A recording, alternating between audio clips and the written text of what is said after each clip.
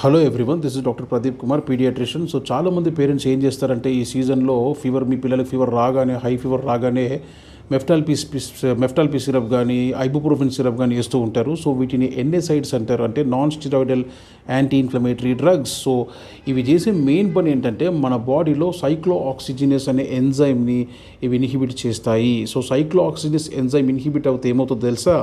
So ప్లేట్లెట్లో మీకు థ్రోంబోక్సిన్ A2, ఇప్పుడు నేను చూపిస్తున్నట్టుగా థ్రోంబోక్సిన్ A2 అనేది యూజువలీ తయారు కాదు. అలాంటప్పుడు ఈ ప్లేట్లెట్స్ అన్నీ కూడా ముద్దలుగా ఫామ్ అయ్యి మన బ్లీడింగ్ని ఆపడం అనేది జరగదు. కాబట్టి ఒకవేళ పొరపాటున మీ పిల్లలకి డెంగ్యూ ఫీవర్ ఉందనుకోండి, అది చాలా పెద్ద డిసాస్టర్ అయిపోతుంది. వాడి బాడీలో మీకు అది హెమరేజిక్ షాక్ వరకు వెళ్ళిపోతుంది అనమాట. సో మీ పీడియాట్రిషియన్ ఇస్తే తప్పించి కానీ మీరు మెఫ్టాల్పీ సిరప్ని, ఐబుప్రోఫెన్ సిరప్ని ఈ డెంగ్యూ సీజన్లో వేయకండి. అయితే paracetamol is very safe. Okay, thank you.